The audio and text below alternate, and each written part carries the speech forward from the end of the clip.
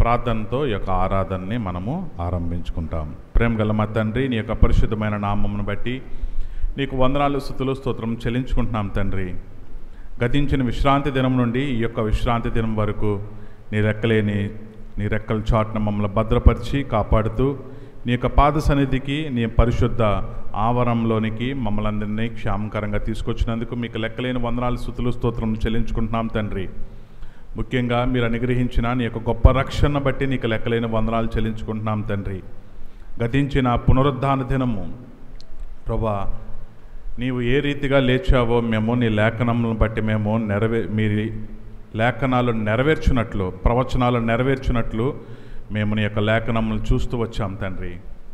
అలాగే ఈ దినాన్ని కూడా మరి కొన్ని లేఖనాలు నీ యొక్క పునరుద్ధానం గురించి చూడడానికి మమ్మల్ని ప్రభా సిద్ధపరచుమని మీ సన్నిధిలో బ్రతిమాలి కొంచున్నాం తండ్రి. ఈ రోజున ఈ లోకమంతా ప్రభా నీ యొక్క పరిశుద్ధ ఆవరణలోనికి నీ యొక్క పరిశుద్ధులు, నీ యొక్క సొత్తైన ప్రజలు, విమోచించబడిన నీ యొక్క ప్రజలతో మేము కూడా ప్రభా మిమ్మల్ని ఆత్మతో, సత్యంతో, యథార్థమైన హృదయంతో ఆరాధించడానికి మమ్మల్ని సిద్ధపరిచిన నీ యొక్క విధానమును బట్టి నీకు లెక్కలేని వందనాలు, స్తుతులు, స్తోత్రం చెల్లించుకుంటున్నాం తండ్రి.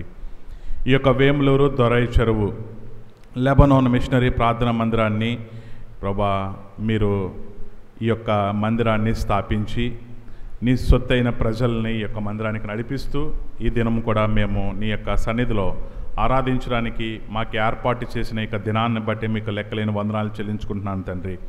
కొద్ది సమయము పాటల ద్వారా నామమును గణపరచడానికి, వాయిద్యముల ద్వారా నామమును ప్రభా స్తుతించడానికి మాకు అనుగ్రహించిన యొక్క మంచి సమయాన్ని బట్టి మీకు వందనాలు.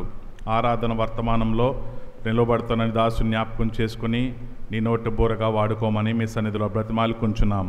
ఆ తర్వాత బలవర్తమానంలో నీ దైవ సేవకులు జ్ఞాపకం చేసుకుని, నీ దైవ సేవకుని జ్ఞాపకం చేసుకుని ప్రభా నిలబడుతున్న నీ యొక్క వాక్యాన్ని అనుగ్రహించి అది రెండంచులు గల ఖడ్గం కలిగిన వాక్యం అని గుర్తెరిగి ప్రభా నీ యొక్క వాక్యం ద్వారా నీరు కట్టి ఫలింపజేయమని మీ సన్నిధిలో బ్రతిమాలు కొంచున్నాం.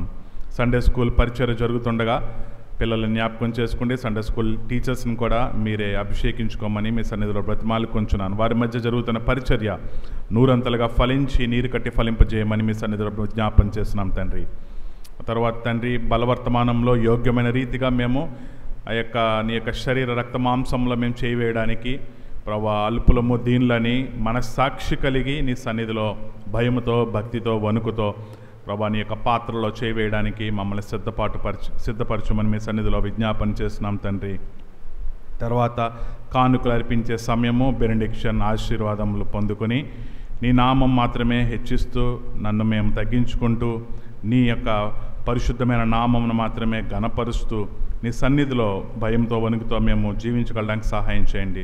మా యొక్క సమయము ఆశీర్వాదకరంగా, దీవెనకరంగా ప్రభా మా మధ్యన ఉంచమని మీ సన్నిధిలో బ్రతిమాలు కొంచు.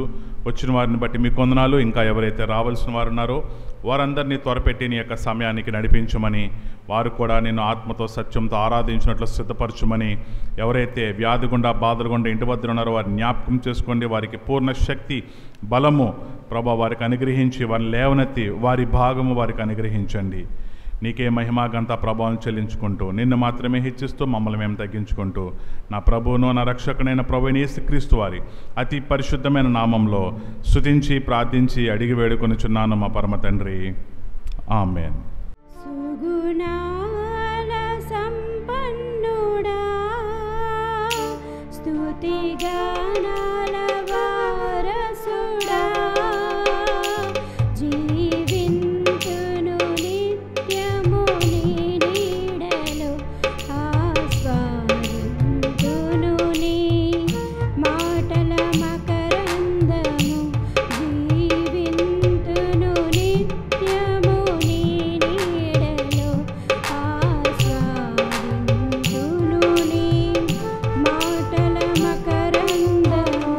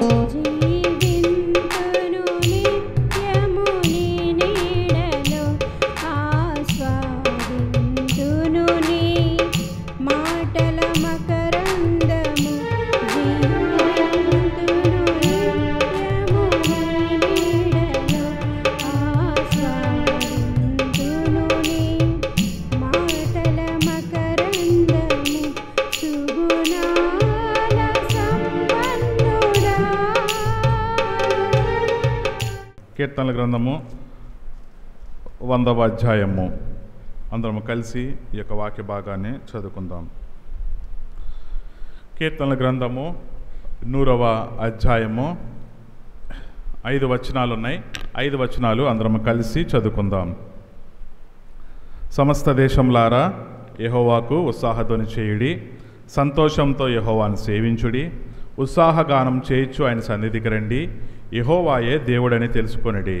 ఆయనే మనలను పుట్టించెను, మనము ఆయన వారము, మనము ఆయన ప్రజలము, ఆయన మేపు గొర్రెలము. కృతజ్ఞతార్పణలు చెల్లించుచు ఆయన గుమ్మంలో ప్రవేశించుడి, కీర్తనలు పాడుచు ఆయన ఆవరణంలో ప్రవేశించుడి, ఆయన్ను స్తుతించుడి, ఆయన నామమును గణపరచుడి. యెహోవా దయాళుడు, ఆయన కృప నిత్యముండును, ఆయన సత్యము తరతరములుండును. దేవుడి యొక్క వాక్య భాగాన్ని దీవించునుగాక. కాబట్టి ఈరోజు ఆదివారం సమస్త దేశమంతా యెహోవాకి ఉత్సాహధ్వని చేసే రోజు. ఈరోజు సంతోషంతో మనము యెహోవాని సేవించాలి, ఉత్సాహగానం చేయొచ్చు, ఆయన సన్నిధికి రావాలి. సంతోషంతో మనం దేవుని మందిరానికి రావాలి, ఉత్సాహగానం చేస్తూ ఆయన సన్నిధికి మనము రావాలి. వచ్చినప్పుడు ఇక్కడ వాక్యం ద్వారా మనకి ఏం తెలుస్తుందంట? యెహోవాయే దేవుడని తెలుసుకుంటాం. తర్వాత ఆయనే మనలను పుట్టించెను. కింద ఫుట్నోట్లో చూడండి, మనలను మనం సృజించుకోలేదు, మనలంతటా మనం ఊరికనే పుట్టలేదు. మనం పుట్టడానికి ఒక కారణం ఉంది. కాబట్టి ఆయన్నే మనలను పుట్టించెననే వార్త మనం ఈ మందిరానికి వచ్చినప్పుడు తెలుసుకుంటాం. మనము ఎవరు వారమంట? యెహోవా వారము, దేవుని వారమంట. మనము ఆయన వారము, మనము ఆయన ప్రజలము, ఆయన మేపు గొర్రెలము.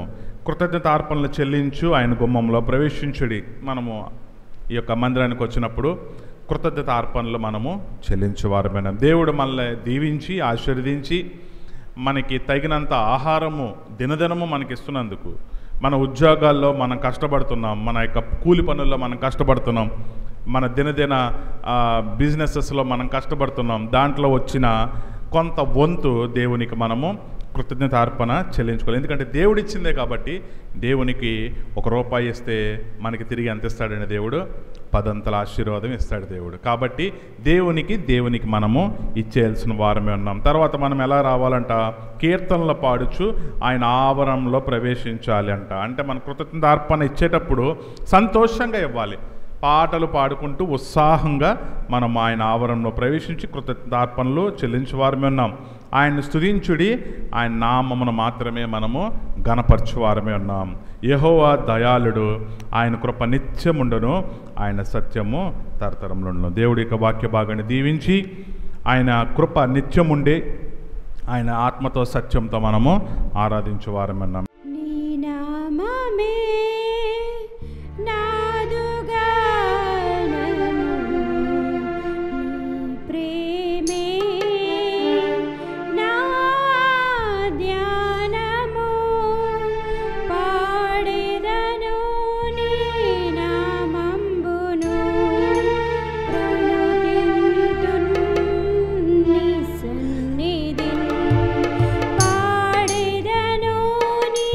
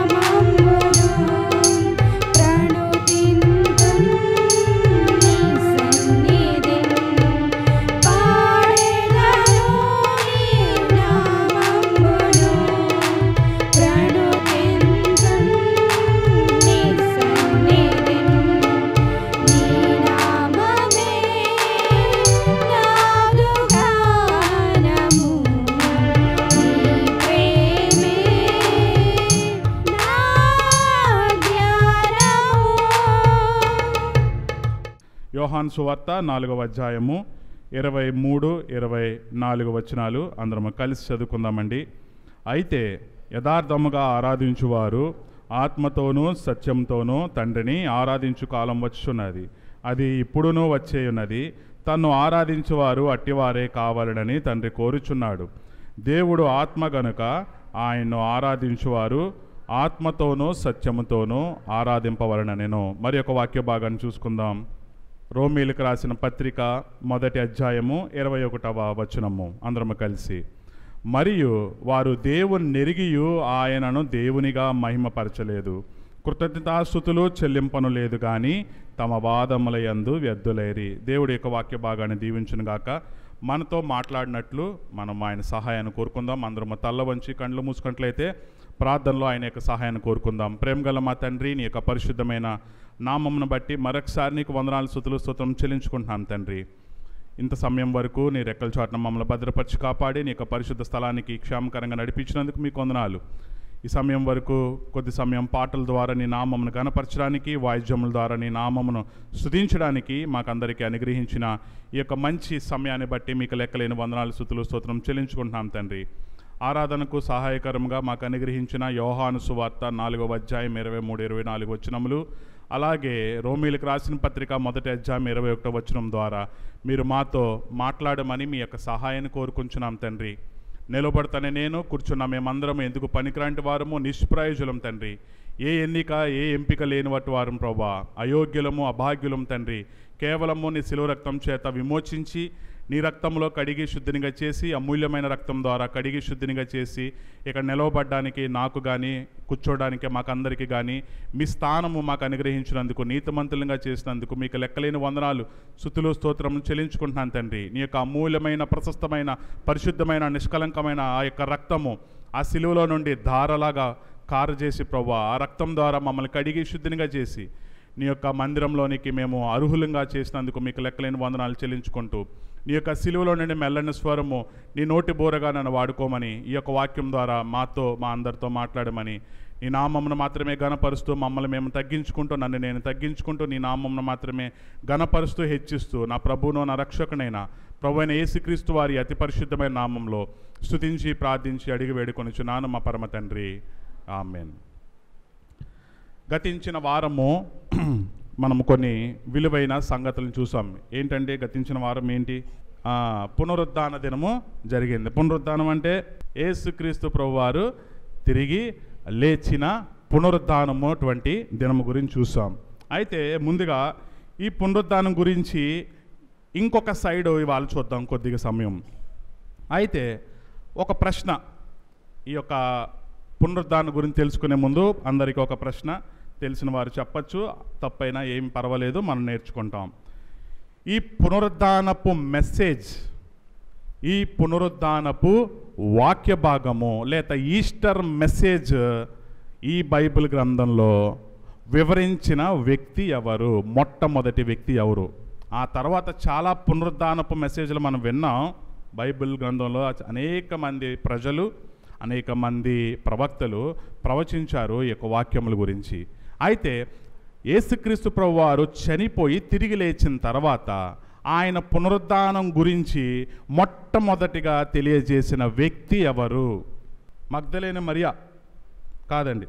చనిపోయిన తర్వాత ఆమె అక్కడికి వెళ్ళి చూసి అందరికీ చెప్పింది ఆ మెసేజ్ కాదు, వాక్యము. యేసుక్రీస్తు ప్రభువారు తిరిగి లేచారు అనే వాక్యము, మెసేజ్ ఎవరు చెప్పారు? మొదటి వ్యక్తి చూద్దాం. చూడండి, అపోస్తుల కార్యాలు 2వ అధ్యాయము, అపోస్తుల కార్యాలు 2వ అధ్యాయము 14వ వచనం. అయితే పేతురు ఆ 11 కూడా లేచి నిలిచి బిగ్గరగా వారితో ఇట్లా నేను, యూదయ మనుషులారా, యెరూషలేములో కాపురమున్న సమస్త జనులారా, ఇది మీకు తెలియగాక, చెవియొగ్గి నా మాటలు వినుడి. 22వ వచనము, 23, 24 చూద్దాం. చూడండి, ఇశ్రాయేలు వారలారా, ఈ మాటలు వినుడి. దేవుడు నజరేయుడగు యేసు చేత అద్భుతములను మహత్కార్యములను సూచక క్రియలను మీ మధ్యను చేయించి ఆయనను తన వలన ముప్పు పొందిన వానిగా మీకు కనబరిచెను. ఇది మీకు తెలియదా? నెక్స్ట్ 23.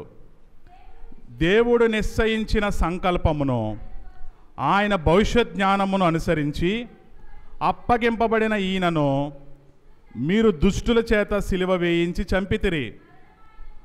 మరణము ఆయనను బంధించి ఉంచుట అసాధ్యము గనుక దేవుడు మరణ వేదనను తొలగించి ఆయనను లేపెను. దేవుడు ఈ యొక్క వాక్య భాగాన్ని బహుగా దీవించును గాక. నాకు బైబిల్ గ్రంథంలో ఇష్టమైన మాట, ఇష్టమైన వచనం అపోస్తుల కార్యాలు 1వ అధ్యాయము 24వ వచనం. మనకేమిష్టం? మనకేమిష్టం అండి?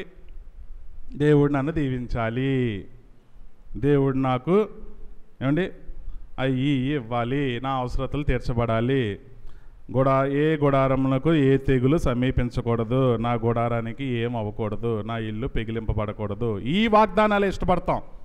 కానీ ఇక్కడ గోల్డెన్ లెటర్స్తో మనం రాయించుకోవచ్చు.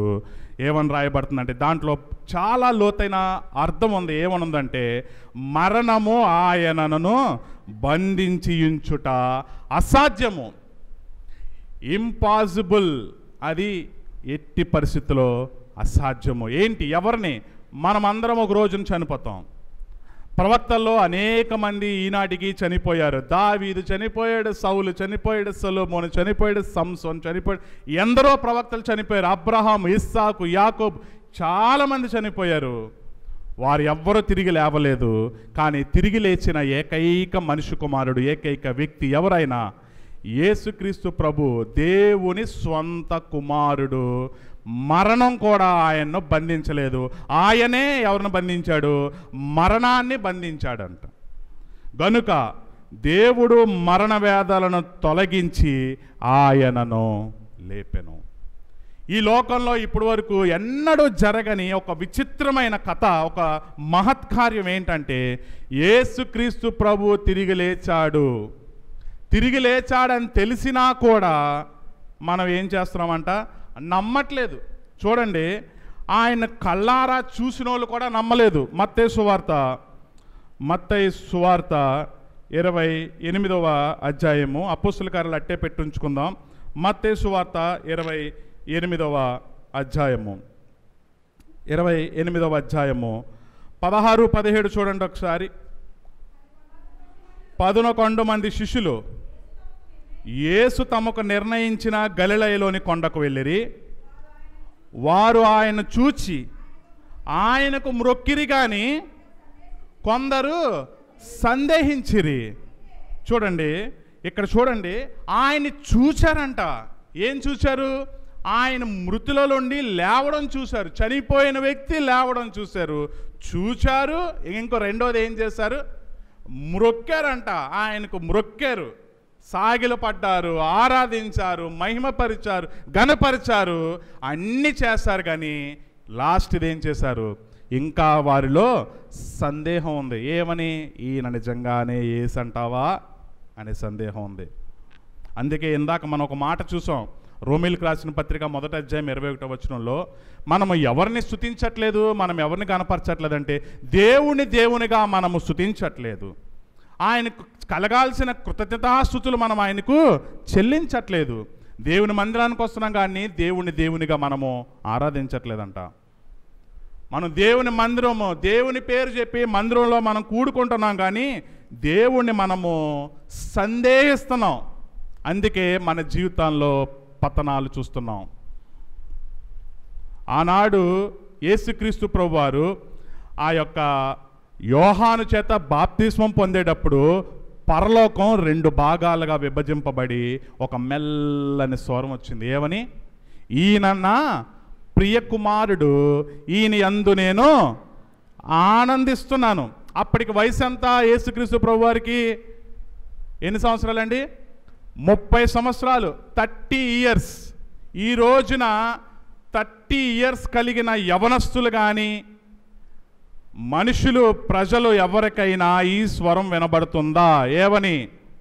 ఈ జేమ్స్ నా ప్రియ కుమారుడు, ఈ బ్రదర్ నా ప్రియ కుమారుడు, ఈ సిస్టర్ నా ప్రియ కుమార్తె, ఈమె యందు ఈయన యందు నేను ఆనందించుచున్నాననే స్వరం వినబడుతుందా? వినబడట్లేదంటే వీఆర్ సంథింగ్ రాంగ్. మనం ఎక్కడో అడ్డున్నాం, మనం ఎక్కడో పతనమవుతున్నాం.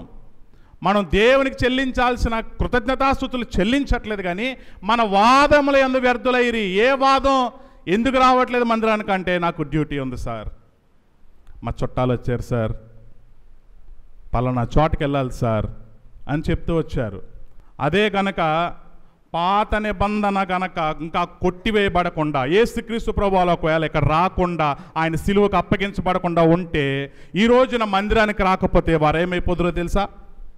ఏమైపోతామండి? మందిరానికి రాకపోతే ఏమైపోతాం? వాక్యాన్ని చూపిస్తాను చూడండి. నిర్గమకాండం 20వ అధ్యాయము. విశ్రాంతి దినమును పరిశుద్ధముగా ఆచరించుటకు జ్ఞాపకముంచుకో. 10-11 చూద్దాం చూడండి. 7వ దినము నీ దేవుడైన యెహోవాకు విశ్రాంతి దినము. దానిలో నీవైనను, నీ కుమారుడైనను, నీ కుమార్తె అయినను, నీ దాసుడైనను, నీ దాసి అయినను, నీ పశువైనను, నీ ఎండ్లలోనున్న పరదేశి అయినను ఏ పని చేయకూడదు. ఏ పని చేయకూడదు, ఆఖరికి నడవకూడదు కూడా. మనం కొంత దూరం కూడా నడవకూడదు. నడవడం కూడా ఏంటి? పనే. దేవుని మందిరానికి రాకపోతే ఏమైపోతారో తెలుసా? చూద్దాం చూడండి, కొన్ని వచనాలు చూద్దాం చూడండి. నిర్గమకాండము 16వ అధ్యాయము. ఎన్నిసార్లు యెహోవా, దేవుడైన యెహోవా గుర్తు చేస్తున్నాడు చూడండి. నిర్గమకాండము 16:23. అందుకతడు యెహోవా చెప్పిన మాట ఇదే. ఎవరు చెప్తున్నారు? యెహోవాయే చెప్తున్నాడు. ఏమని చెప్తున్నాడు? రేపు విశ్రాంతి దినము, అది యెహోవాకు పరిశుద్ధమైన విశ్రాంతి దినము. మీరు కాల్చుకొనవలసినది కాల్చుకొనిడి, మీరు వండుకొనవలసినది వండుకొనిడి. ఉదయం వరకు మిగిలినదంతయు మీ కొరకు ఉంచుకొనడని వారితో చెప్పాను. మీరు ముందే సిద్ధపాటు కలిగి ఉండండి. ఆరాధించాలన్నా, అన్నం తినాలన్నా, ఏ పని చేయాలన్నా ముందు రోజే మీరు సిద్ధపడాలి. మళ్ళీ 24 చూడండి. మోషే ఆజ్ఞాపించినట్లు వారు ఉదయం వరకు దాన్ని ఉంచుకొనిరి, అది కంపు కొట్టలేదు, దానికి పురుగు పట్టలేదు. మోషే నేడు దాన్ని తినుడి, నేటి దినము యెహోవాకు విశ్రాంతి దినము, నేడు అది బయటకు దొరకదు. నెక్స్ట్ 26. 6 దినములు దాన్ని కూర్చుకొనవలెను, విశ్రాంతి దినమున అనగా 7వ దినమున అది దొరకదనెను. 29వ వచనము లాస్ట్ 3 లైన్లు చూడండి, 2 లైన్లు.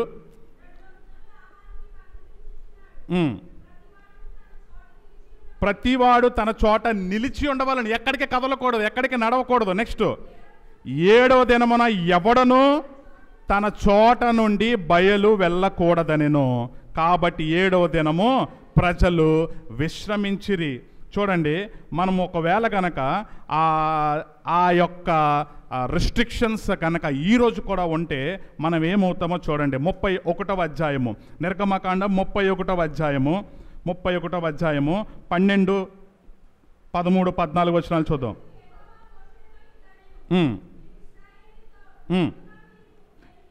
నిజముగా మీరు నేను నియమించిన విశ్రాంతి దినములను ఆచరింపవలెను.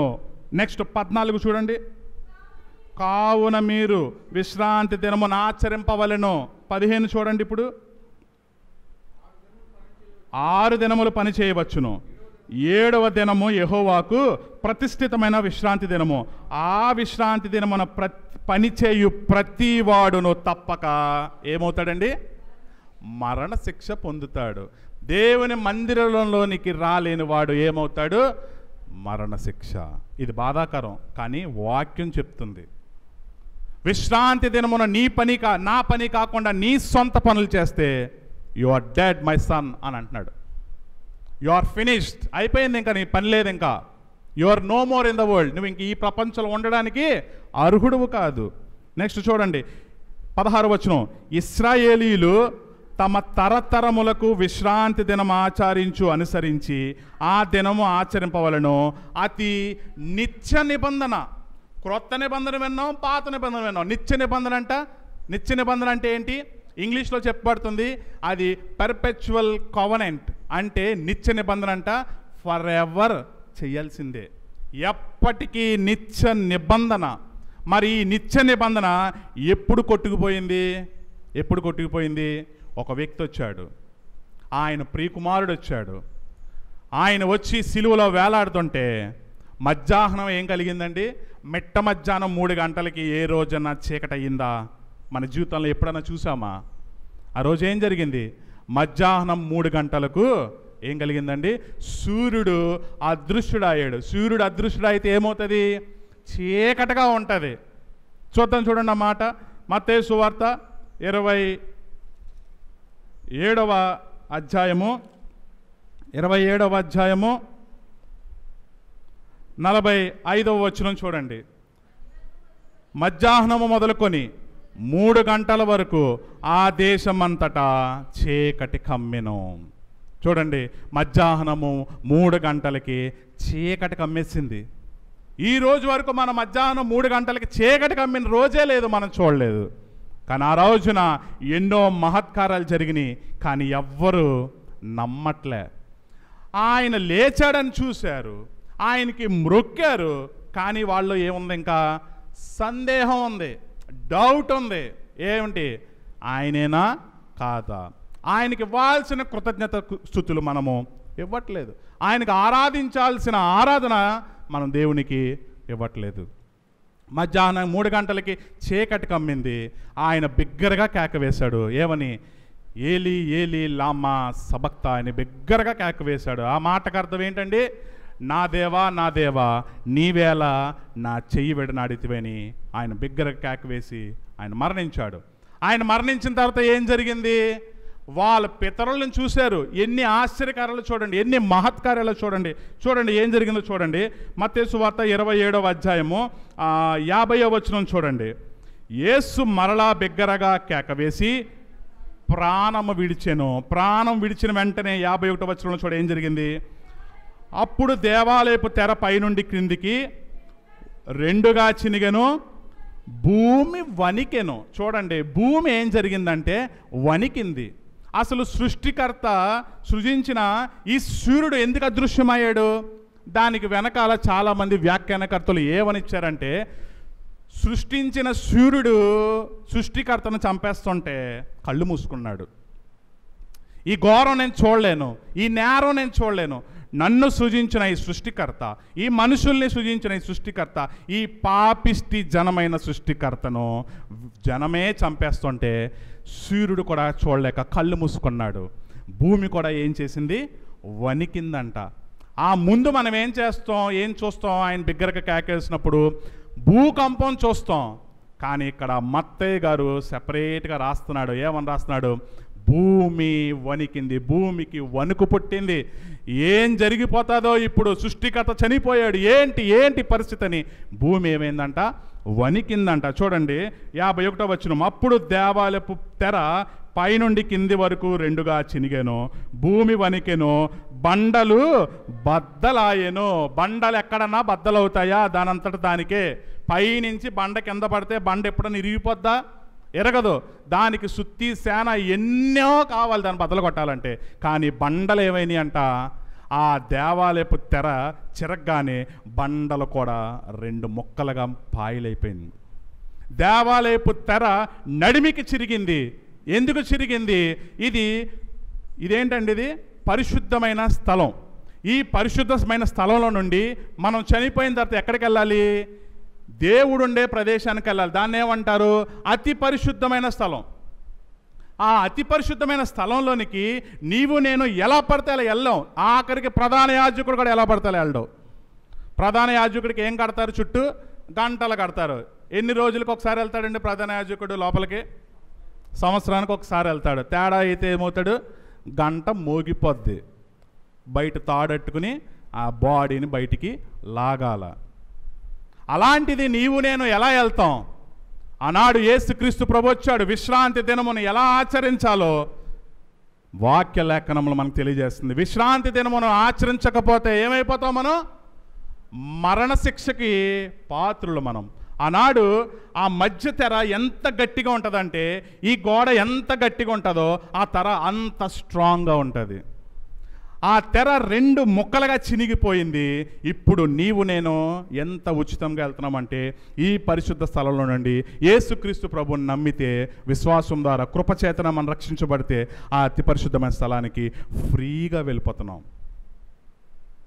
యేసుక్రీస్తు ప్రభువారు ఆనాడు చనిపోయినప్పుడు ఆ దేవాలయపు తెర నడిమికి చిరిగిపోయింది, భూమి వణికింది. తర్వాత ఏం జరిగింది ఇంకా చూడండి, 52వ వచనంలో సమాధులు తెరవబడెను. ఏమైందండి? యేసుక్రీస్తులో నిద్రించిన వారు లేచారంట. చూడండి, సమాధులు తెరవబడెను, నిద్రించిన అనేక మంది పరిశుద్ధుల శరీరములు లేచెను. వారు సమాధుల్లో నుండి బయటికి వచ్చి ఆయన లేచిన తర్వాత పరిశుద్ధ పట్టణంలో ప్రవేశించి అనేకులకు అగపడిరి. చాలా మందికి చనిపోయిన వారు లేచి కనబడ్డారంట. అలాగ చనిపోయిన వ్యక్తి, ఒక వ్యక్తి లేచాడు. ఎవరండి ఆ వ్యక్తి? సుప్రచితమైన పదం. ఎవరండి ఆయన? లాజరు. ఎన్ని దినాలకు లేచాడు? వాక్యం చూపిస్తాను చూడండి. యోహాను సువార్త 11వ అధ్యాయం 39వ వచనం. యోహాను 11:39. యేసు రాయి తీసివేయుడని చెప్పగా చనిపోయిన వాని సహోదరి అయిన మార్త, ప్రభువా అతడు చనిపోయి 4 దినాలైంది. ఎన్ని దినాలైందండి? 4 దినాలు. 4 దినాలకి ఏమవుతుంది? బాడీ ఫ్రెష్గా ఉంటుందా? ఎలా ఉంటుంది బాడీ? కుళ్ళిపోయి వాసన కొడతా ఉంటుంది. మార్త చెప్తుంది, ప్రభువా ఆయన చనిపోయి, నా తమ్ముడు చనిపోయి 4 దినాలైంది, ఇప్పటికీ కుళ్ళి వాసన కొడుతుందంటే నువ్వు నన్ను నమ్మితే ఈరోజు నువ్వు ఒక అద్భుతం చూస్తావని. చనిపోయిన లాజర్ని ఏమని పిలిచాడు? లాజరు రా, బయటికి రా అంటే ఎలా వచ్చాడు లాజరు? ప్రేత వస్త్రాలు కట్టబడి ఆ మనిషి లోపల నుంచి నడుచుకుని వచ్చాడు. ఇది ఎంత అద్భుత కార్యము, ఎంత మహత్కార్యము. కానీ శిష్యులు ఏం చేస్తున్నారు? ఆయన తిరిగి లేచాడని చెప్తే ఎవరన్నా నమ్మారా? ఎవరు నమ్మలేదు. ఆనాడు రాయి దొర్లింపబడిందని చెప్పి మగ్దలైన మరియ వెళ్ళి చెప్తే పేతురు, యోహాను పరిగెత్తుకుని బయలుదేరారు. పేతురు యవనస్తుడు కాబట్టి ఫాస్ట్గా పరిగెత్తుకుని వస్తాడు. పేతురు గారు కొద్దిగా వయసులో పెద్దోడు కాబట్టి స్లోగా పరిగెట్టుకుంటూ వచ్చాడు. ఆ రాయి దొర్లింపబడి ఉండట చూసి యోహాను చూసి అవాక్కైపోయి ఇది ఎలా సాధ్యమని నుంచుని పోయాడు. పేతురు యోహాను దాటుకుని ఆ లోపలికి వెళ్ళి చూశాడు. పేత వస్త్రాలు పక్కన పెట్టబడింది, లోపల యేసు బాడీ దాంట్లో లేదు. అయినా నమ్మాడా? నమ్మలేదు. ఒక వ్యక్తి, నేను ఆయన చేతుల్లో వేళ్ళు పెట్టి ఆయన పక్కలో నా చెయ్యి పెడితేనే కానీ నేను నమ్మను అని అన్నాడు. ఎవరా వ్యక్తి? తోమా. యేసుక్రీస్తు ప్రభువారు చాలామంది ఏమంటున్నారంటే, ఈ మధ్య కొన్ని వచనాల్లో కొన్ని వాక్యాల్లో చూశాను, కొన్ని వీడియోస్లో చూస్తే ఏమని చెప్తున్నారంటే, ఆ రాయి ఎవరు దొర్లించబడ్డారంటే యేసుక్రీస్తు ప్రభువే తోసుకుంటూ బయటకు వచ్చాడని చాలామంది చెప్పారు. కొంతమంది శిష్యులు తోసారన్నారు, కొంతమంది చాలా బ్లా లాంటి విషయాలు మాట్లాడుతూ వచ్చారు. కానీ యేసుక్రీస్తు ప్రభువారు నిజానికి ఎలా వచ్చారు? రాయి మూయబడి ఉండగానే ఆయన బయటకు వచ్చాడు. రాయి అడ్డుగా వేసిన రాయి ఆయన బయటకు వచ్చాడు. దీనికి రుజువేంటో ఒకసారి చూద్దాం. ఆ మాట మనకి రాయబడలేదు కానీ ఆయన నిజంగానే ఆ రాయిలో నుంచి వచ్చాడు అనే రుజువు ఒకసారి చూద్దాం. యోహాను సువార్త 20వ అధ్యాయము 24 చూడండి.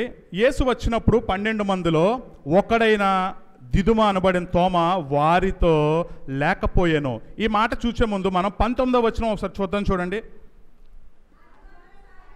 ఆదివారం సాయంకాలంన శిష్యులు యూదులకు భయపడి తాము కూడి ఉన్న ఇంటి తలుపులు మూసుకొని ఉండగా యేసు వచ్చి మధ్యను నిలచి. అక్కడ మాట మనం బాగా గమనించాలి. మూసుకొని ఉండగా అంటే మూసుకొని ఉందా? మూస్తూ ఉన్నారా? మూయబడి ఉంది. మళ్ళీ చదవండి ఒకసారి. ఏమని ఉందండి అక్కడ? తాము కూడి ఉన్న ఇంటి తలుపులు మూసుకొని ఉండగా. మూస్తుండగా కాదు, మూసుకొని ఉండగా. తలుపులు వేసినట్టే వేసి ఉన్నాయి, కట్టబడిన ఈ యొక్క గోడలు కట్టబడినట్టే ఉన్నాయి. దాంట్లో నుండి యేసు ప్రభు లోపలికి వచ్చాడు. చూడండి, యేసు వచ్చి మధ్యన నిలిచి మీకు సమాధానం కలుగునుగాకని వారితో చెప్పాను. మళ్ళీ రెండోసారి చూడండి, అందుట్లో ఒక వ్యక్తి లేడు, తోమా అనబడిన వ్యక్తి. 24-25 చూసాం. అతను ఏమంటున్నాడు, గనుక తక్కిన శిష్యులు మేము ప్రభువుని చూచితిమి అతనితో చెప్పగా, అతడు నేను ఆయన చేతుల్లో మేకులు గుర్తును చూచి నా వ్రేలు ఆ మేకుల గుర్తులో పెట్టి నా చెయ్యి ఆయన పక్కలో ఉంచితేనే కానీ నమ్మనని చెప్పాడు తోమా. చూడండి, తర్వాత 8 దినములైన తర్వాత ఆయన శిష్యులు మరలా లోపల ఉన్నప్పుడు తోమా కూడా వారితో కూడా ఉండెను. తలుపులు మూయబడి ఉండగా, మూస్తుండగా అని లేదు, మూయబడి ఉండగా. ఆల్రెడీ జరిగింది. తలుపులు మూసేయబడి ఉన్నది. తలుపులు మూయవేయబడి ఉండగా యేసు వచ్చి వారి మధ్య నిలిచి నీకు సమాధానం కలుగుగాక నేను.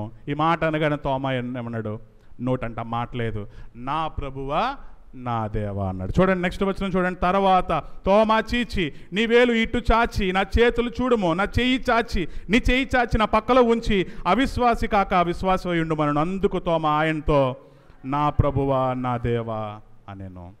మన దేవుని మహత్కారాలు చూసాం, అద్భుత కార్యాలు చూసాం, సూచక క్రియలు చూసాం, ఎన్నో ఎన్నో ఎన్నో అనేక సూచక క్రియలు చూసి మనం దేవునిగా ఆరాధించలేకపోతున్నాం, మేము దేవునిగా మహింపరచలేకపోతున్నాం. లాజరు లేచి ఆ యొక్కడికి రాగానే అందరూ ఏమయ్యారండి, అవాక్కైపోయారు, అందరూ భయపడిపోయారు. ఇప్పుడు చనిపోయిన వ్యక్తి సడన్గా తిరిగి లేస్తే ఏంటండి మన పరిస్థితి? ఒక ఊరిలో ఒకసారి ఒక న్యూస్ పేపర్లో కూడా వచ్చింది. ఏమనుందంటే, ఆవిడ చనిపోయింది అనుకున్నారంట, ముసలావిడ చనిపోయింది అనుకున్నారంట. అన్నీ అప్పగింతలు అయిపోయినాయి. ఆల్మోస్ట్ ఆఖరి పిడక హిందూస్ ఆచారం ప్రకారం, అన్యుల ఆచారం ప్రకారం ఏం పెడతారండి, లాస్ట్లో ఆఖరి పిడక పెట్టింది. ఆఖరి పిడక పెట్టే టైంకి ఆవిడ అందంట. ఏమండి, ఆఖరి పిడక పెట్టే టైంకి ఆవిడ దగ్గిందంట. కొడుకు లేడు, మనవడు లేడు, నిప్పంటిచ్చే సహకారి కూడా అక్కడికక్కడికే పరిగెత్తేసాడు అంతే. అందంట. పాపం వృద్ధాపంలో ఆవిడికి కొంచెం సొమ్మసిల్లి సైలెంట్గా ఉంటే చచ్చిపోయింది అనుకుని తీసుకెళ్ళిపోయారు. ఎక్కడికి? దీపం అంటించేయడానికి, ఫోటోకి దండేసేయడానికి. ఆవిడ ఒక్కసారి అనేసరికి లాజరు లేపినప్పుడు ఆయన ఏం చేద్దాం అనుకున్నారు? చూడండి ఒక విచిత్రమైన మాట. యోహాను సువార్త 12వ అధ్యాయం. 4 దినములు అయిపోయి చనిపోయి వాసన కొట్టినని చెప్పినప్పుడు ఆయన్ని రాయి తీసి బయటికి రా లాజరు అంటే ఆయన నడుచుకుని వచ్చాడు. అయితే వారు ఆయన ఏం చేద్దాం అనుకుంటున్నారు? 12వ అధ్యాయంలో చూడండి, ఆయన ఎవరిని చూడాలనుకుంటున్నారు? అప్పటివరకు యేసును చూడాలనుకున్నారు. 12వ అధ్యాయం 1వ వచనం చూడండి. కాబట్టి యేసు తాను మృతులలో నుండి లేపిన లాజరును ఉన్న బేతనియా పస్కా పండుగకు 6 దినములు ముందుగా వచ్చెను. అక్కడ ఆయన వారికి విందు చేసిరి. చూడండి, అక్కడ ఎవరిని చూడడానికి వస్తున్నారంట? నెక్స్ట్ చూడండి 9వ వచనం చూడండి. 9వ వచనం.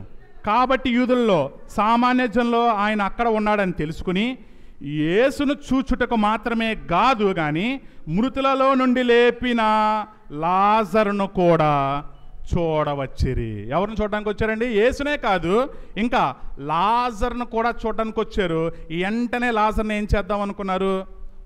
పోలేసి దండమాలేసి ఎగరేద్దాం అనుకున్నారా? చంపేద్దాం అనుకున్నారు. చూడండి నెక్స్ట్ వచనం చూడండి. అతనిని బట్టి యూదుల్లో అనేకులు తమ వారిని విడిచి యేసునందు విశ్వాసం ఉంచిరి గనుక ప్రధాన యాజకులు లాజరును కూడా చంపనాలోచించిరి. కాబట్టి ప్రియ సహోదరుడా, ప్రియ సహోదరి, మన దేవుడిని ఆరాధించడానికి వచ్చాం. దేవుడు పునరుద్ధానుడై ఆయన తిరిగి లేచాడు. ఈ వార్త మొట్టమొదటి మెసేజ్, మొట్టమొదటి వాక్యానుసారమైన వాక్యము ఎవరు చెప్పారంటే పేతురు చెప్పాడు. పేతురు చెప్పినప్పుడు ఆనాడు ఎంతమంది రక్షించబడ్డారండి? ఎంతమంది రక్షించబడ్డారు? 3,000 మంది రక్షించబడ్డారు. 3,000 మంది రక్షించబడ్డారు. చూడండి అపోస్తుల కార్యాలు 2వ అధ్యాయము. అపోస్తుల కార్యాలు 2వ అధ్యాయము చూడండి. అపోస్తుల కార్యాలు 3వ అధ్యాయం 41వ వచనము. కాబట్టి అతని వాక్యము అంగీకరించిన వారు బాప్తిస్మం పొందిరి. ఆ దినమందు ఇంచుమించు 3,000 మంది చేర్చబడిరి. కాబట్టి మనకి దేవుడంటే తెలుసు, యేసు అంటే తెలుసు, పునరుద్ధానుడై లేచాడని తెలుసు.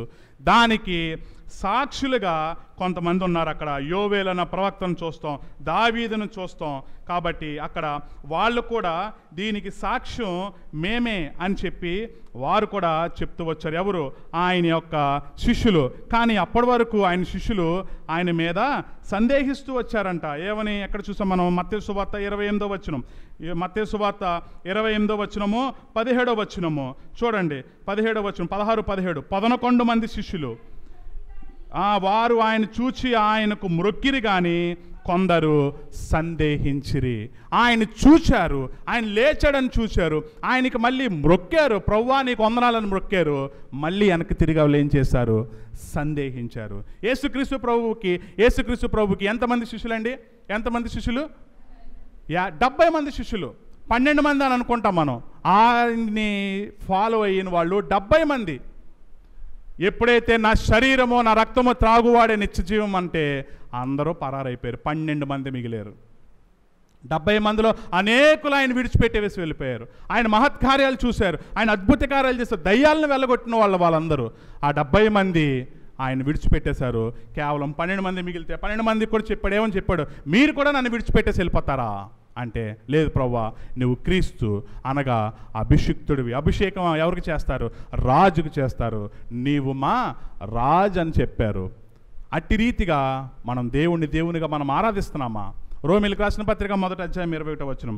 రోమీలకు రాసిన మొదటి పత్రిక 21వ వచనం. అందరము కలిసి చదువుకుందాం ఈ వాక్యాన్ని. రోమీలకు రాసిన పత్రిక 1వ అధ్యాయం 21వ వచనము. మరియు వారు దేవుని నెరిగియు ఆయనను దేవునిగా మహిమపరచలేదు, కృతజ్ఞతాస్తుతులను చెల్లింపలేదు, కానీ తమ వాదముల యందు వ్యర్థులేరి. మన యొక్క వాదములతో మనం వ్యర్థంగా తిరుగుతుంటే ఈ రోజున దేవుని విశ్రాంతి దినము, ఆయన పునరుద్ధాన దినము, ఆయన నీ కొరకు, ఆయన నిన్ను నన్ను రేపటి దినాన్న ఆయన లేపి మనల్ని కూడా తీసుకువెళ్తాడు. ఆయన లోకానికి, ఆ అతి పరిశుద్ధమైన స్థలానికి ఉచితంగా ఆయన కృపచేతనే రక్షించబడిన మనమందరము మనమందరిని తీసుకువెళ్ళడానికి ఆయన వస్తున్నాడు. ఆయన ఎలా వస్తున్నాడు? అపోస్తుల కార్యాలు ఆయనకి చెప్పాడు వాళ్ళ శిష్యులందరికీ, సజీవుడైన వాడిని మీరు ఇక్కడెందుకు ఎదుగుతున్నారు? ఎక్కడ? వీళ్ళ సమాధుల దగ్గరికి వెళ్ళి ఏం రాద్దామని వెళ్ళారు? సుగంధ ద్రవ్యాలు పూయడానికి వెళ్ళారు. అక్కడ దూత వచ్చి ఏం చెప్తున్నాడు? మీరు సజీవుడైన వాడిని ఎక్కడెందుకు వెతుకుతున్నారు? మీరు ఎక్కడికి వెళ్ళమన్నాడు? ఏ కొండ దగ్గరికి వెళ్ళమన్నాడండి? ఏ కొండ మీదకి వెళ్ళమన్నాడు? ఒలీవల కొండ మీదకి వెళ్ళమన్నాడు. అపోస్తుల కార్యాలు మొదటి అధ్యాయము 11వ వచనం చూసుకుని, గలిలయ మనుషులారా, మీరెందుకు నిలిచి ఆకాశం వైపు చూచున్నారు? మీ వద్ద నుండి పరలోకమునకు చేర్చుకొనబడిన ఈ యేసే ఏ రీతిగా పరలోకమునకు వెళ్ళుట చూచితిరో ఆ రీతిగానే ఆయన తిరిగి వచ్చునని వారితో చెప్పెను. ఎప్పుడు వారు ఒలీవల వనబడిన కొండ నుండి యెరూషలేమునకు తిరిగి వెళ్ళిరి. కాబట్టి ఒలీవల కొండ మీదకి ఆయన మళ్ళీ తిరిగి రాబోతున్నాడు. నిన్ను నన్ను ఆయన తీసుకువెళ్ళడానికి ఆయన తిరిగి రాబోతున్నాడు. మరి మనం ఆయన దేవునిగా మనము ఆయనకు ఆరాధిస్తున్నామా? ఆయనకు కృతజ్ఞతాస్తుతులు చెల్లిస్తున్నామా? మనలను మనం పరీక్షించుకునే సమయం. యేసు రాజాని భవనములో పగలు వేచియుందును,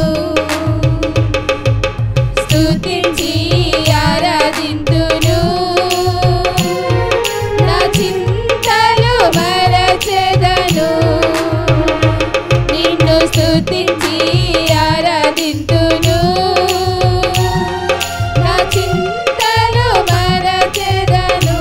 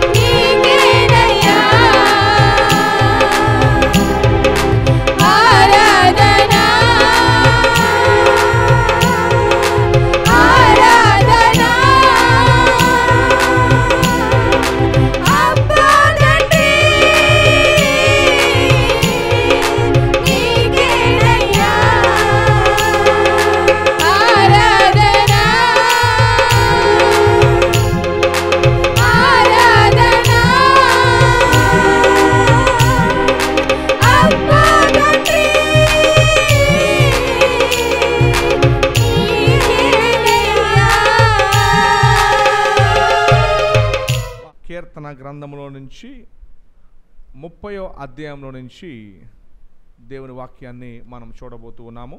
30వ అధ్యాయము యొక్క టైటిల్ గనక మీరు చూస్తే హెడ్డింగ్లో ఏం రాయబడి ఉందో గమనించగలుగుతారండి. గృహ ప్రతిష్టాపన గానము. దావీదు గారి యొక్క గృహప్రవేశం దగ్గరకు వచ్చాం. ఎవరి దగ్గరకు వచ్చామండి? దావీదు గారు ఆయన ఇంటికి మనందరిని ఆహ్వానించినట్టుగా మీరు ఫీల్ అయితే కనుక మరి ఆయన ఇంటికి గృహ ప్రతిష్టాపనకు వచ్చాం మనం. ఏమండి, దావీదు గారు ఎలాంటి ఇంటిని నిర్మించుకున్నారో ఒకసారి మనం చూద్దాం. రాజు మరి యెరూషలేములో తన ఇంటిని నిర్మించుకున్నారు, రాజధానిలో ఇంటిని నిర్మించుకున్నారంటే ఎలా ఉంటుంది?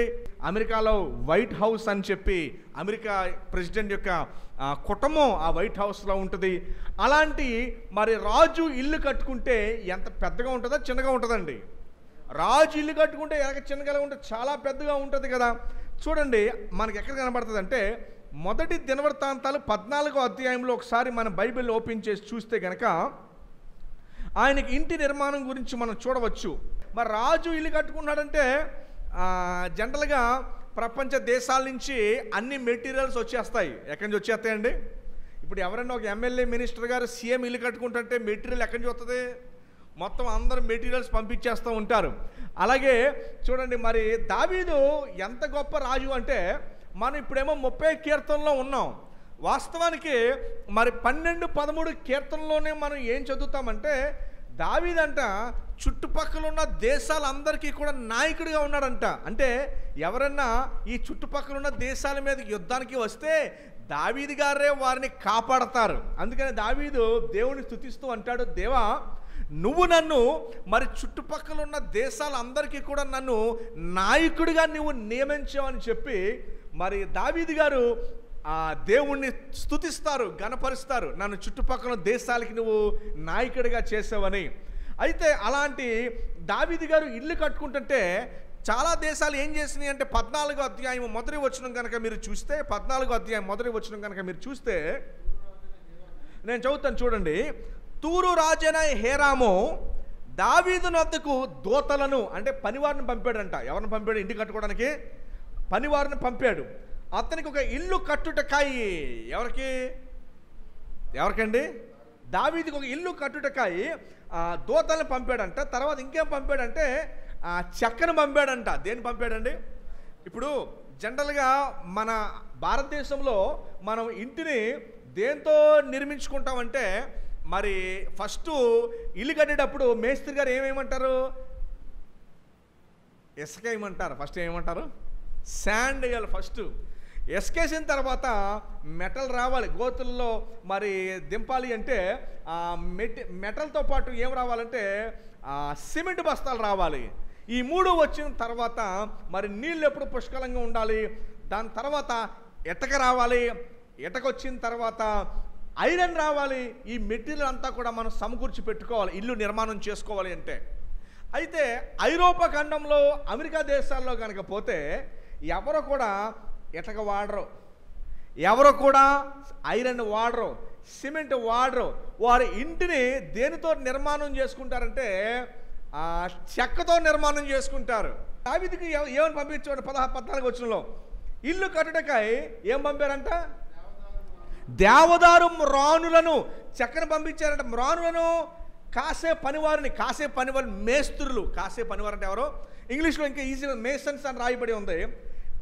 కాసే పనివారిని వడ్ల వారిని కార్పెంటర్స్ని పంపారంట. ఎవరు పంపారు? తూరు రాజైన హీరాము పంపాడంట ఈ ఇల్లు కట్టుకుంటుంటే.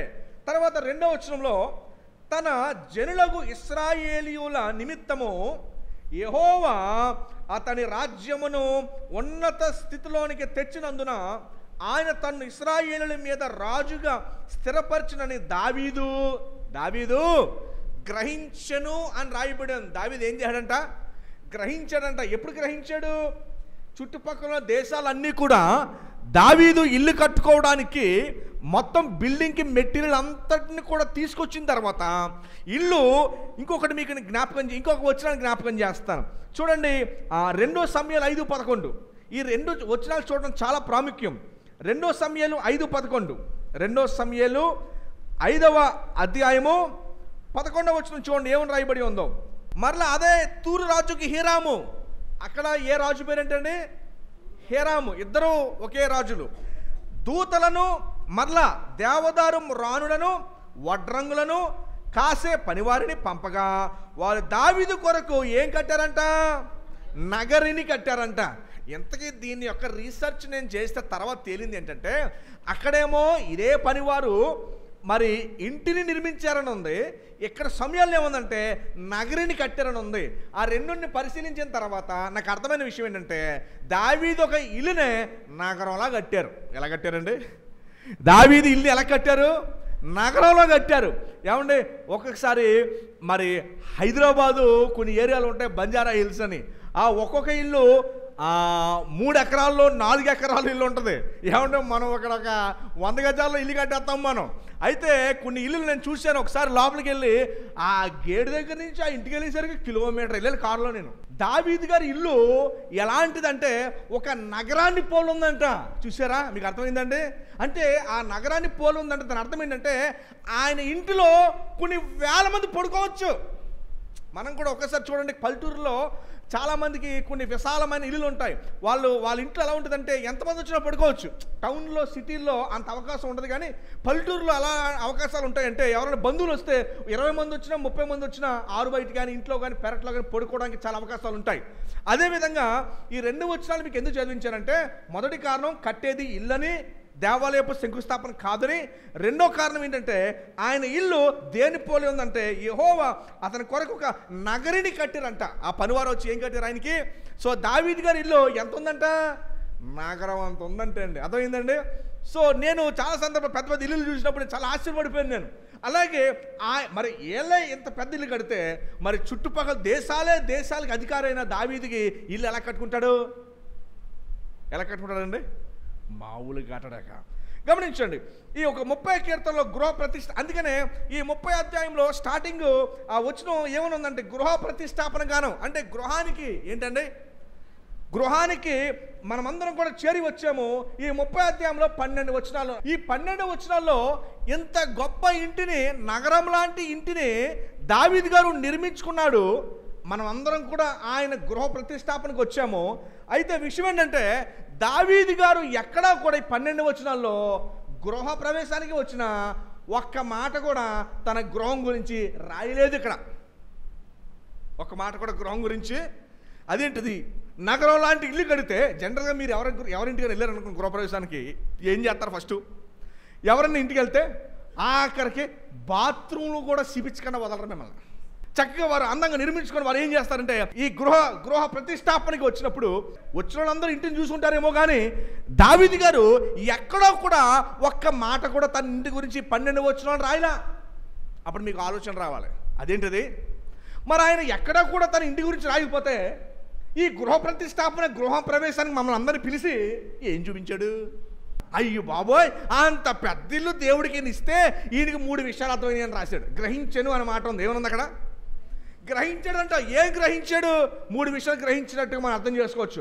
మొదటి విషయం ఏం గ్రహించాడంటే దేవుడే నన్ను రాజుగా చేశాడు. 2, ఈ రాజ్యం దేవుడిది, నాది కాదు. 3వది, ఈ రాజ్యము ఆయన ప్రజలను నడిపించడానికి ఇది నాకు అప్పచెప్పాడు అని 3 విషయాలు దావీదు అర్థం చేసుకున్నారు.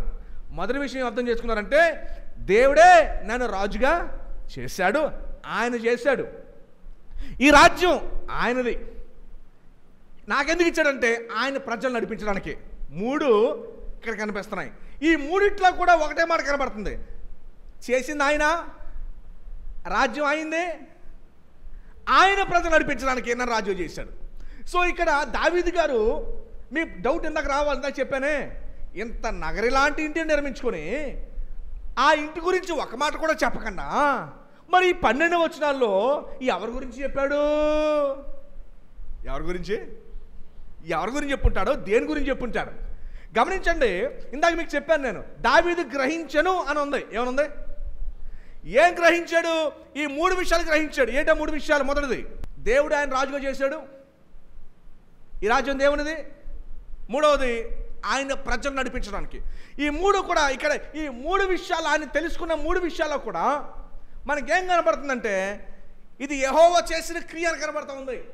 ఎందుకంటే దావీదుకి బాగా తెలుసు ఆయన ఏ స్థితిగతుల నుంచి వచ్చాడు, దావీదుకి బాగా తెలుసు కనుక ఈ 3 విషయాలకి ఏమర్థమైందంటే ఇది యెహోవా చేసిన క్రియ అని అర్థమైంది. సో ఇప్పుడు మనం లోపల చూడాల్సిన విషయం ఏంటంటే ఇది గానము. ఏంటంటే ఇది గృహ ప్రతిష్టాపన గానము. ఈ గానములో 12వ వచనంలోనే మనకి ప్రాముఖ్యమైన విషయం కనబడతా ఉంది. ఏంటి ఆ 12వ వచనంలో మనకు కనిపించే ప్రాముఖ్యమైన విషయం ఏంటంటే యెహోవా నా దేవా నిత్యము నేను నిన్ను స్తుతించదను. ఏమన్నాడండి? అద్భుతమైన మాట. ఏమన్నాడు? నిత్యము నేను నిన్ను. గమనించండి, ఏ బిల్డింగ్ అయినా నిత్యం ఉంటుందా? ఏ గొప్ప కట్టడమైన నిత్యం ఉంటుందా? ఎంత గొప్ప కట్టడమైన నిత్యం ఉండదు. నేను ఒకసారి ఐరోపా ఖండం వెళ్ళినప్పుడు అక్కడ చాలా చాలా గొప్ప గొప్ప చర్చిలు కట్టారు. ఏది 1500 సంవత్సరాల క్రితము, 1000 సంవత్సరాల క్రితము గొప్ప గొప్ప మందిరాలు కడితే అవి ఏమైపోతున్నాయంటే అవి గాలికిను వాటికి ఊగి రాళ్ళు పడిపోయే స్థితిలోకి వచ్చేసినాయి. అయితే ఇప్పుడు చాలామంది ఏం చేస్తున్నారంటే దాన్ని కోట్ల రూపాయలు దానికి వెచ్చించి దాన్ని కాపాడుతున్నారు. అవి జాగ్రత్తగా పడిపోకుండా గోడలను ఏం చేస్తున్నారు? కాపాడుతున్నారు. ఇక్కడ దావీదు ఏమన్నాడంటే దేవా నువ్వు నాకు కట్టించిన ఇల్లు పడిపోద్దేమో, నువ్వు నాకు నిర్మించిన గృహం పడిపోద్దేమో. నేను సంతోషించి ఆనందించేది వాటి బట్టి కాదు. ఎందుకు అంటే అవి నిత్యం ఉండేవి కావవి. నిత్యం ఉండేది ఏంటంటే నేను స్తుతించుట నిత్యం ఉంటుంది. నేను స్తుతించుట నిత్యం ఉంటుంది. ఎందుకంటే అవి ఒకనాడు అన్ని కుప్పకూలిపోతాయి. ఎంత గొప్ప నిర్మాణాలైనా అవి కుప్పకూలిపోతాయి. నిత్యం నిలబడేవి ఏవి అంటే నేను నిన్ను నిత్యము. ఇంకోటి ఇక్కడ దావీదు గారు చెప్పకనే ఏం చెప్తున్నారంటే దేవుడు దావీదుని అంతలా హెచ్చించడానికి గల కారణం ఏంటంటే ఆ దావీదు దేవుని మహిమ కొరకు వాడబడడానికి ఇష్టపడ్డాడు. దేవుని మహిమ కొరకు ఆయన వాడబడ్డాడు కూడా. సో మనలో ఎవరైనా సరే దావీదు వల్ల హెచ్చించబడి దీవించబడడానికి గల కారణము ఏమై ఉండాలి అంటే దేవా నీ కొరకు నేను వాడబడ్డానికి, నా ద్వారా నువ్వు మహిమ పరచబడడానికి దేవుడు దావీదుని అంతలా హెచ్చించాడు. దేవుడిని మీకు దీర్ఘాయుష్యం ఎందుకు ఇవ్వాలి?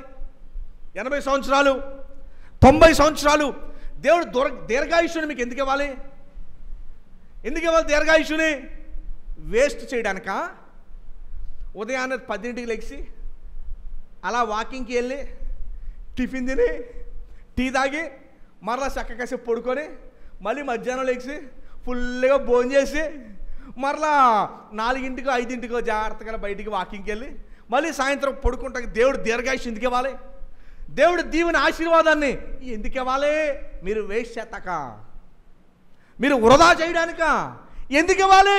వృధా చేయడానికి. దావీదు అన్నాడు ఆయన నాకు ఇచ్చింది దేనికోసం అంటే ఆయన కొరకు, ఆయన మహిమ కొరకు నాకు ఇచ్చాడు. వాటిని కూడా ఆయన మహిమ కొరకు నేను వాడుతున్నాను అని చెప్తూ ఉన్నాడు. ఎందుకు ఇవ్వాలి అంటే మహిమ కోసము. ఇప్పుడు దావీదు ఇంటి గురించి సంతోషపడకుండా ఎవరి గురించి సంతోషపడతాడో తెలుసా అమ్మా? ఇప్పుడు గృహ ప్రతిష్టాపన గానానికి వచ్చాం మనం అందరం కూడా. ఆయన దేన్ని చూపించాలి? ఇంటిని చూపించాలి. మనమందరం కూడా గృహ ప్రతిష్టాపనకి వచ్చాము, ఇంటిని చూపించాలి. ఆయన ఇంటిని చూపించకుండా ఆయన ఎవరు చూపిస్తున్నాడంటే దేవుణ్ణి చూపిస్తున్నాడు. మన జీవితంలో కూడా మన దేవుణ్ణి చూపించాలి. అర్థమైందండి? ఆయన దేవుని చూపిస్తూ ఉన్నాడు. ఇందాక అన్నాడు నేను ఆయన స్తుతిస్తాను. ఎందుకు స్తుతిస్తాను? 5వ వచనం అంటున్నాడు. ఆయన ఎందుకు స్తుతిస్తాను అంటే దేవా నా మీద నీ కోపము నిమిషం మాత్రమే ఉంది. ఏమండి, మనం చేసిన పనులకి దేవుని కోపము తక్షణం మన మీద వచ్చిన దేవుని కోపము మన మీద ఎక్కువసేపు ఉన్నా ఏమైపోదుమో. సొదొమ గుమొర్రాని చూసాము. నోవాహు కాలంలో జల ప్రళయాన్ని మనము చూసాము. దేవుని కోపము మన మీద ఎంతసేపు ఉందంట? ఆయన మీద నిమిషం మాత్రమే. ఒక్కోసారి చెప్పాలంటే అసలు ఆ నిమిషం కూడా మనలో చాలామంది మీద లేదు. ఏమండి, మనలో చాలామంది మీద నిమిషం మాత్రం కూడా లేనట్టే ఉంది. వాక్యం చెప్తుంది ఆయన కోపం ఎంతసేపు ఉంటుందంట? దావీదు అన్నాడు దేవా నేను చేసిన పనులకి బెత్షెబా విషయంలో ఆమెను ఆశించాను, నేను ఉరాయా విషయంలో భర్తను నేను చంపించాను, నేను అమ్మ మనందరికీ అర్థం కావాల్సిన విషయం ఏంటంటే దేవుని కోపము మన మీద లేదు అసలు. దేవుని కోపము మనం చేసిన పనులు బట్టి మన మీద ఉండాల్సి వస్తే వేరేలా ఉండేది. దేవుని కోపము మన మీద లేదు, అది అర్థం చేసుకోవాలి. కానీ దేవుని ఏంటి మన మీద ఉందంటే ఆయన దయ ఆయుష్కాలం అంతయు మన మీద ఉందంట. ఏమండి, ఈరోజు మన మనసులో మనం అంగీకరించాల్సిన సత్యం ఏంటంటే దేవుని కోపం నా మీద లేదు, దేవుని కోపము మీ మీద లేదు. మనం చేసిన పనులకి ఆయన వాస్తవంగా మన మీద కోపపడాలి, కానీ యేసు ప్రభు వారి మీద ఆయన కోపపడి ఆయన్ని శిక్షించారు. వాస్తవానికి మన మీద కోపపడాలి మనం చేసిన పనులకి. ఏమండి, ఇంట్లో చిన్నపిల్లలు ఏదైనా తప్పు చేస్తే మీరు ఊరుకుంటారా? తినద్దన చేయొద్దన పని చేస్తే మీరు వెంటనే ఏం చేస్తారు? మీకు వెంటనే కోపం వచ్చేది మీకు. ఇక్కడ దావీదు ఏమన్నాడంటే, దేవుని నేను ఎందుకు స్తుతిస్తున్నాను అంటే మన మీద ఏదైనా ఉంది అంటే కేవలము ఆయన దయ మాత్రమే. ఆయన దయ ఎంతకాలం ఉందంటే ఆయుష్కాలం అంతా మన మీద ఉంది. నాకు అప్పుడప్పుడు అనిపిస్తూ ఉంటుంది, దావీదు దేవుని హృదయానుసారుడు అని పిలువబడ్డానికి గల కారణం ఏంటి? గొప్ప గొప్ప వారు ఉన్నారు బైబిల్లో. నోవాహు అనగానే, సొలొమోను అనగానే అనేక గుర్తు వస్తాయి, కానీ దావీదు అనగానే గుర్తొచ్చేది ఏంటో తెలుసా? దేవుని హృదయానుసారుడు. దావీదు అంత గొప్ప మహారాజు అవడానికి గల కారణం ఏంటంటే తను ఏ పరిస్థితుల్లో ఉన్నా, ఏ కష్టాల్లో ఉన్నా, ఏ ఇబ్బందుల్లో ఉన్నా, ఏ సుఖాల్లో ఉన్నా వాటన్నిటిని పక్కన పెట్టి దేవుడు మాత్రమే హత్తుకున్నాడు, ప్రేమించాడు, ఇష్టపడ్డాడు, ప్రభు వైపే తిరిగి ఉన్నాడు, అంతగా ప్రేమించాడు. చిన్నప్పుడేమో వెండి బంగారం కంటే, జుంటె తేనెదారుల కంటే దేవా నీ శాస్త్రములు మధురమైనవి, విలువైనవి, అవి నేను గొప్ప చేస్తాయి అని అన్నాడు చిన్నప్పుడు. పెద్దోడయ్యాక పెద్ద నగరం లాంటి ఇల్లు కట్టుకున్న తర్వాత అంటున్నాడు, అయ్యో ఈ నగరం శాశ్వతం కాదు, ఈ నగరం నిత్యం కాదు, దేవా నువ్వే, నీ మీద ప్రేమే నాకు నిత్యం అని అన్నాడు పెద్దోడయ్యాక. తర్వాత కీర్తనలో ఇంకా ఆయన హృదయానుసారుడు ఎలాగో మనం చూద్దాం. ఎంత పెద్ద ఇల్లు కట్టుకున్నాడండి, ఎంత గొప్ప నిర్మాణం చేసుకున్నాడండి. ఒక్క మాట కూడా దాని గురించి చెప్పలా. తన ఫోకస్ అంతా కూడా దేవుని వైపే ఉంది. ఈరోజు సంగమా మీ ఫోకస్, మీ ఉద్దేశం అంతా కూడా ఆయన వైపే. మీరు అనుకోవచ్చు ఆయన వైపే ఫోకస్ పెడితే ఇవేమైపోతాయా? ఆఖరికి సూర్యుడు చంద్రుడు కూడా రాలిపోతారంట.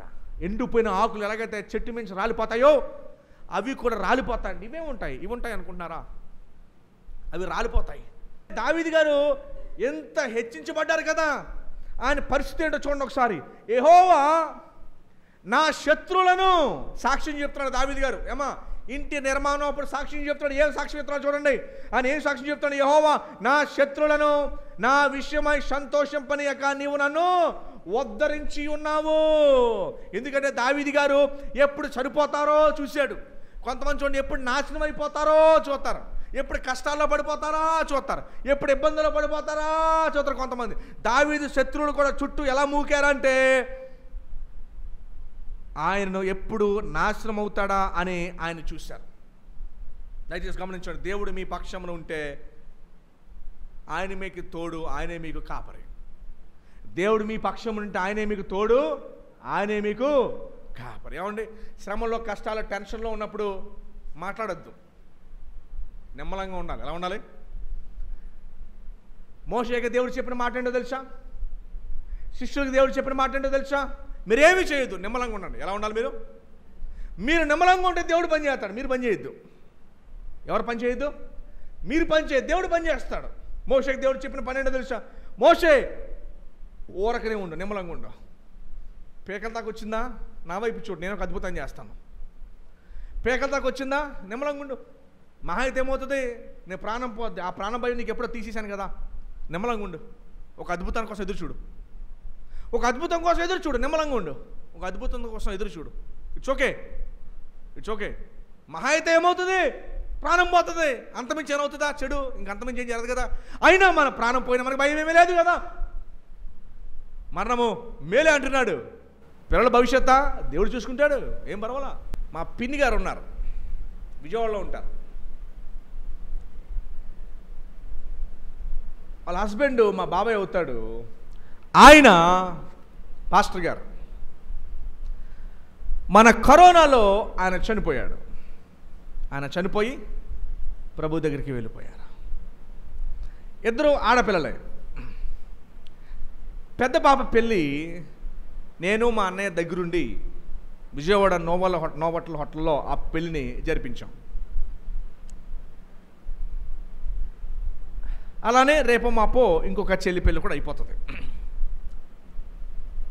తండ్రి భర్త ఏమయ్యారు? చనిపోయారు. తండ్రి భర్త చనిపోయినంత మాత్రాన దేవుడు వారి జీవితాన్ని ఆపలా. దేవుడు వారి జీవితాన్ని ఆపలా. ఆయన వారిని 35 లక్షలు విలువ చేసే అపార్ట్మెంట్లో ఉంచితే ఈ రోజాల్లో ₹1 కోటి పైబడి విలువ చేసే అపార్ట్మెంట్ దేవుడు ఉంచాడు. బాగా ఆలోచించండి. ఆయన చనిపోయినప్పుడు వారు ఎక్కడున్నారు అంటే ఒక చిన్న అపార్ట్మెంట్లో ఉన్నారు. దేవుళ్ళు లేని వారికి ఈ విషయం ఆ బుర్రకెక్కదు, అర్థం అవ్వదు కూడా. దేవుళ్ళో లేని వారికి అసలు ఈ విషయం అర్థం అవ్వదు. చచ్చిపోయింటే అయిపోయి ఇంకెందుకు ఎక్కా దేవుడు అంటారు. పిచ్చోళ్ళు, పిచ్చోళ్ళు, నిజంగా పిచ్చోళ్ళు. దేవుడిని తెలియని వాళ్ళ మాట మాడతారు, పిచ్చోళ్ళు. అంటే నేను దగ్గర చాలా సాక్ష్యాలు ఉన్నాయి దగ్గర. 1 కాదు 2 కాదు 100 ఉన్నాయి. 1 కాదు 2 కాదు 100 సాక్ష్యాలు ఉన్నాయి దగ్గర. అందుకని ఇంకో సాక్ష్యాన్ని మీ ముందు తీసుకొచ్చాను నేను. శేషి గారు చనిపోయారు కదా, అప్పుడు మా టీం ప్రార్థన చేసింది. మనందరం ఏం ప్రార్థన చేశామంటే, అమ్మ ఆయనకి ఇద్దరు కూతురులే, ఆయన ఉండగా ఎలా ఉంటుందో మాకు తెలియదు, కానీ ఆయన లేకపోయినా మీకు భర్తగా తండ్రిగా ప్రభువే కనుక నీ ఇహలోక తండ్రి కన్నా నేను ఇంకా బాగా చూస్తాడు ఆ పరలోక తండ్రి అని మేము ప్రార్థన చేసి వచ్చేసాం. ఇది దొంగ భక్తి, దొంగ మాటలు కాదు. ఎందుకు తెలుసా? నిజంగా వాళ్ళకి బాగుంటుంది, వాళ్ళకి నిజంగానే బాగుంటుంది. దేవుడు తీసుకెళ్ళిపోయాడంటే ఆయన చిత్తం తీసుకెళ్ళిపోయాడు. ఆయనకేం మహిమను కలుగును గాక. పర్వాలేదు, ఏం పర్వాలేదు, అందరూ అక్కడికి వెళ్ళాల్సిన వాళ్ళే. అయితే ఇప్పుడు మీ ముందు సాక్ష్యం ఉంచానే, ఆయన ఉన్నప్పుడు కన్నా వీళ్ళు ఇంకా ఉన్నతంగా దేవుడు పరమ తండ్రి చూసుకుంటున్నాడు.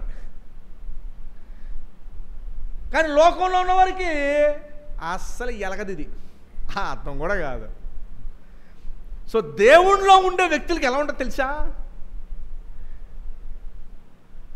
యెహోవా నా కాపరి, అంతే. అర్థమైందండి? ఆయనే. నేను చూసి చెప్తున్నాను సాక్ష్యాలు, ఉత్తరం చెప్పట్లేదు, కథలు కాదు, సజీవంగా ఉన్నాయి మీకు చెప్తున్నాను నేను. అందుకనే దావీదు గారు ఫోకస్ అంతా ఎవరి మీద పెట్టాడు?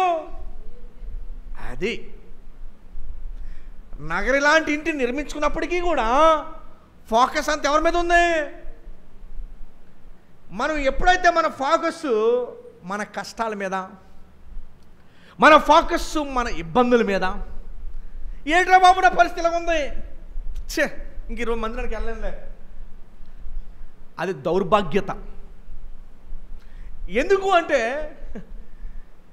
బైబిల్లో మాట ఉంది, ఆయన ప్రియులు ఆయన బిడ్డలు నిద్రించుచుండగా ఆయన వారికి ఇచ్చుచున్నాడు అని రాశాడు లేఖనాల్లో. లేఖనాల్లో నెరవేరకుండా ఉంటాయా? అర్థమైందండి? సో అంచేత దావీదు ఫోకస్ ఎవరి మీద ఉంది? అది.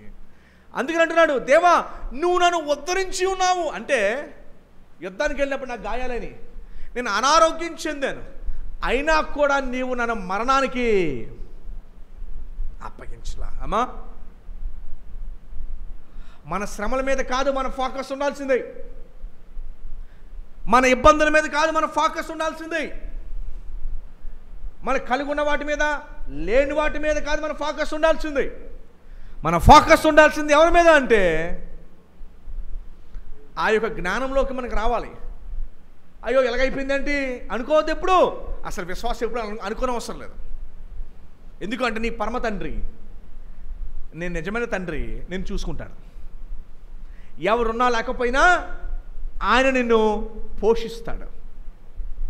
దేనికి భయపడుతున్నారు? ఆయన వైపు నువ్వు చూస్తూ నడుస్తూ ఉంటే నీ జీవితం యొక్క సాక్ష్యం అవుతుంది. ఇశ్రాయేలు శక్తి ఉంటే ఐగుప్తు నుంచి బయటకు వచ్చారా? జ్ఞానం ఉంటే ఎర్ర సముద్రం నుంచి దేవుడు నడిపించాడా? దేని బట్టమ్మా? ఈరోజు మనం అందరం ప్రభువులు ఉన్న నావలోనే ఉన్నాం. మార్కు సువార్త 8లో శిష్యులు కూడా నావలోనే ఉన్నారు. కానీ తుఫాన్ రాగానే అయ్య బాబా ప్రభు మేము నశించిపోవచ్చున్నాము, మనం రక్షించానని లేపారు ఆయన్ని. ప్రభు వెంటనే లేచి, అల్ప విశ్వాసులారా, నేను మీ నావలో మీతో పాటు ఉన్నానని మీకు బుర్ర ఎలాగలేదా? మీ జీవితంలో నేను మీతో పాటు ఉన్నానని మీకు బుర్ర ఎలాగలేదా? మీకు అయ్య బాబా అయ్యారు అయ్యో ఎలా అయిపోయింది అయ్యి చెప్తారు ఎందుకు నాకు? మీ నావలో ప్రభు ఉన్నాడని మీకు తెలియలేదా? అల్ప విశ్వాసాలు ఎందుకు మీరు భయపడుచున్నారని ప్రభు అని ప్రశ్నించి ఆ యొక్క గాలిని తుఫాను నిమ్మలమంగును అని అనగానే అవన్నీ కూడా నిమ్మలం అయిపోయినాయి. అప్పుడు దాకా గాలి తుఫానికి భయపడిపోయి ఈయన దగ్గరికి వచ్చేస్తాయి. ఇప్పుడు ఈయనకి భయపడిపోయి ఆడి దగ్గరికి వెళ్ళిపోయారు. తెలుసా మీకు? దావీదు ఫోకస్ ఎవరి మీద ఉందండి? ఎలాంటి ఇల్లు కట్టుకున్నాడు? నగరం లాంటి ఇల్లు కట్టుకున్నప్పటికీ ఎవరి వైపు చూశాడు? విచిత్రం. ఈ 13 ఈ 30 12 వచనాల్లో ఒక్క మాట కూడా ఇల్లు గురించి అసలు ఏమాత్రమో ఉండదు. దేవుడే ఇచ్చా, డౌట్ లేదు. ఆ ఇల్లుని తక్కువ చేసే మన మాట అక్కల. ఎందుకంటే ఆ ఇల్లు కట్టించింది ఎవరో? డౌటే లేదు. కానీ నువ్వు వస్తువుని పట్టుకొని ఇచ్చిన వ్యక్తి మర్చిపోకు. ఇచ్చిన వ్యక్తి ముఖ్యం, వస్తువు కాదు. 4 వచనం, యెహోవా భక్తులారా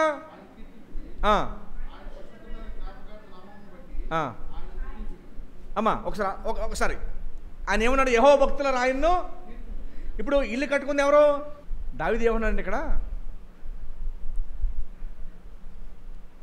కట్టిన వ్యక్తిని బట్టిని కాదు, అసలైన వ్యక్తిని బట్టి స్తుతించాలి. సంఘంలో ఎవరి జీవితంలో మేలు జరిగితే దేవుని ఎందుకు స్తుతించాలంటే ఎవరికి జరిగిందో అని కాదు, ఎవరు చేశారో అన్నదాన్ని బట్టి స్తుతించాలి. ఏమండి? ఎవరికి జరిగిందో అన్నదాన్ని బట్టి కాదు, ఎవరో. ఎందుకంటే యేసు ప్రభు వారు ఒక కుష్ఠరోగిని స్వస్థపరిచాడు. లేవలేకపోతున్నాడు, మంచం మేంచి పైకప్పిప్పి దింపారు. దేవుడు అతన్ని స్వస్థపరచగానే, ప్రభు స్వస్థపరచగానే వాళ్ళందరూ కూడా దేవుని స్తుతించారంట. ఎందుకు స్తుతించారు అంటే ఎవరికి జరిగిందో దాన్ని బట్టి కాదు, ఎవరు చేశారో దాన్ని బట్టి. అయితే ఇక్కడ 4వ వచనంలో దావీదు ఏమన్నాడు? యెహోవా భక్తులారా ఆయనను. ఒక భక్తుడు రాస్తాడు స్పర్జన్ అని, ఆయన అంటాడు, దావీదు తన చేసే స్తుతులు సరిపోక, దేవుడు చేసిన మేలుని బట్టి దావీదు అతను చేసే స్తుతులు సరిపోక అందరిని కూడగట్టుకుని చూడట. రండి అందరూ కలిసి నా పక్షంలో ఆయన స్తుతులు చెల్లిద్దురు కానీ అని చెప్పి ఆయన చేసే స్తుతులు సరిపోవనుకొని వాళ్ళందరినీ కూడా వెంట తెచ్చుకున్నాడు. రండి రండి రండి రండి రండి రండి అని ఊరంతా వెంట తెచ్చుకొని ఆయన్ని స్తుతించాడంట. ఎందుకు? నేను చేసే స్తుతులు సరిపోవేమని చెప్పి వారందరినీ వెంట తెచ్చుకుని ఆయన స్తుతించాడంట. ఎంత గొప్ప విషయం చూడండి. సో నగరి లాంటి ఇంటిని నిర్మించుకుని ఎవరి వైపు చూశాడు? ప్రభు వైపే చూశాడు. ఎవరి వైపు చూశాడండి? ప్రభు వైపు చూశాడు. సో మీరు ఎవరి వైపు చూడాలి? మీ కష్టాలు వచ్చినప్పుడు కానీ, సుఖాలు ఉన్నప్పుడు కానీ, అమ్మా ఎవరి వైపు చూడాలమ్మా? మన వాళ్ళతో ఎలా ఉంటుందంటే, కష్టాలు వచ్చినప్పుడు ఏమో బంధువుల వైపును, సుఖాలు వచ్చినప్పుడు కూడా బంధువుల వైపే మళ్ళీ. ఏమండి? కొంతమంది ఏమో కష్టాలు వచ్చినప్పుడు ఏమో దేవుడి వైపు. మన సుఖం వచ్చిన కష్టం ఎవరి వైపు చూడాలి? అమ్మా నిరాశతో, నిస్పృహతో క్రైస్తవ జీవితం ఎన్నడూ ఉండదు. ఎందుకు తెలుసా? ఒక వచనం చూపించరా? ఆ వచనం కూడా ఎక్కడ ఉందో తెలుసా? మరలా బైబిల్లో ఏడ్చే పుస్తకం ఉంటుంది 66 పుస్తకాల్లో. ఎవరు చెప్తారు? రైట్, విలాపవాక్యాలు. దాని చదవండి, అందులో ఏముంది ఒకసారి. 3వ అధ్యాయం 22వ వచనం. యెహోవా కృపగలవాడు, గట్టి చదవండమ్మా. ఆయన వాత్సల్యత ఎడతెగక నిలుచున్నది కనుక మనము నిర్మూలము కాకున్న వారము. 23 అనుదినము నూతనముగా